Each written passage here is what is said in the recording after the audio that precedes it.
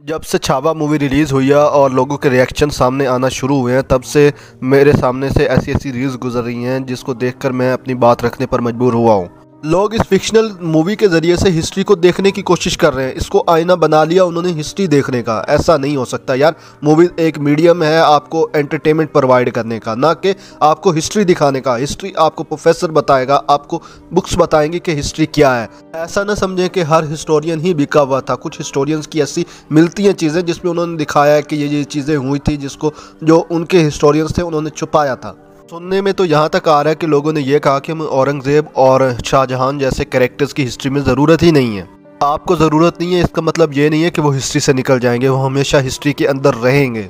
Movies के ज़रिए से जिस तरह लोगों की ब्रेन वॉशिंग की जा रही है, वो दिन दूर नहीं कि जब ये लोग गुलाम बन जाएंगे और इन्हें पता भी नहीं चलेगा। इन्हें पता भी नहीं चलेगा कि जो बेड़ियाँ हमारे हाथ में पहनाई जा रही हैं वो हमें गुलाम बनाने के लिए, ना कि हमें राजा बनाने के लिए, हमारे हिफाजत के लिए, ना कि हमारी इंडिपेंडेंस के लिए, ना कि हमारी फ्री विल के लिए, और ना ही हमारी कोई फ्रीडम ऑफ स्पीच के लिए, बल्कि वो हमें गुलाम बनाने के लिए है।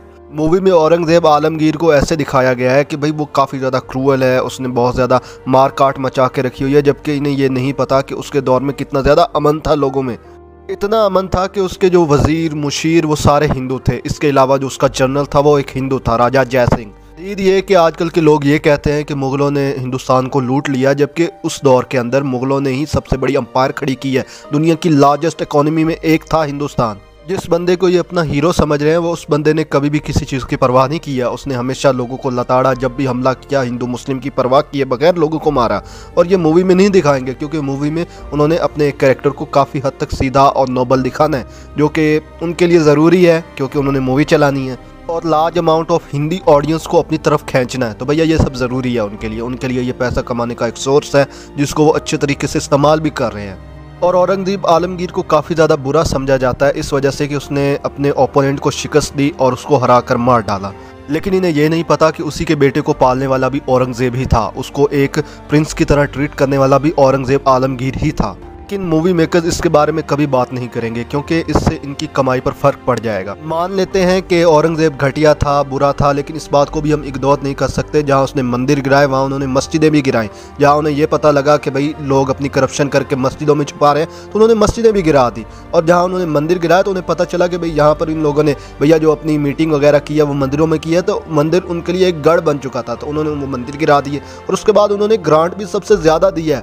किसी और दौर में मंदिरों को इतनी ग्रांट नहीं मिली है जितनी इस दौर में मिली थी। लेकिन मूवी मेकर्स इनको हाईलाइट नहीं करेंगे बल्कि इसको अपने फ़ायदे के लिए इस्तेमाल करेंगे आधी अधूरी इन्फॉर्मेशन आपको देने के बाद। हैरत तो मुझे तब होती है कि अच्छे खासे पढ़े लिखे यूट्यूबर्स भी इनकी बातों में आकर इन्हीं की ज़बान बोलने लगते हैं, और जो मुझे काफ़ी ज़्यादा बुरी भी लगती है क्योंकि उन्होंने कभी हिस्ट्री को पढ़ा ही नहीं, हिस्ट्री का नॉलेज हासिल किया ही नहीं, तो उन्हें कैसे पता होगा कि हिस्ट्री क्या चीज़ है। हिस्ट्री हमें एक चीज़ हमेशा बताती है और वो ये है कि भाई जिस बंदे ने भी पावर हासिल की है उसके कोई मॉरल वैल्यूज़ कभी नहीं हुए कि वो बंदा मॉरल वैल्यूज़ के हिसाब से चला हो। जो चीज़ उसको बुरी लगी उसने भाई काट दी, अच्छे तरीके से काटा उसको। जब लोगों को इसके बारे में जस्टिफाई किया जाता है तो लोग इस पर अपनी एक नई राय खड़े लेते हैं, और वो ये कि भाई अपने दुश्मन के साथ ऐसा तो नहीं करना चाहिए था। तुम्हें ये पता होना चाहिए कि ये एक फिक्शनलाइज्ड वर्जन से दिखाया गया एक आईना है जिसको देखकर तुम काफ़ी ज़्यादा रो रहे हो, इमोशनल हो रहे हो, तुम्हें लग रहा है कि ये काफ़ी ज़्यादा बुरा है, लेकिन तुम्हें इस बात को नज़रअंदाज नहीं करना चाहिए कि भाई ये सब चीज़ें उस वक्त होती थी क्योंकि उस वक्त एक मोनार्क सिस्टम चल रहा था, ना कि भाई एक कॉन्स्टिट्यूशनल गवर्नमेंट चल रही थी जिसको भाई अपना हिसाब देना पड़ेगा दूसरी गवर्नमेंट्स को कि भैया तुम अपनी गवर्नमेंट में क्या कर रहे हो। ये चीज़ें ऐसे नहीं चलती हैं। मज़ीद ये कि तुम्हें औरंगज़ेब की तरह पूरी आज़ादी दे दी जाए, तुम्हें कहा जाए कि भैया तुम जिस तरह हिसाब से रहना चाहते हो रहो, औरंगज़ेब की तरह तुम्हारे पास फैसले के इख्तियार हो, तुम्हारे पास एक हुकूमत हो और उस हुकूमत को चैलेंज करने वाला कोई आ जाए, तुम उससे चुम्मी तो नहीं देने जाओगे, ये बात तो कन्फर्म है।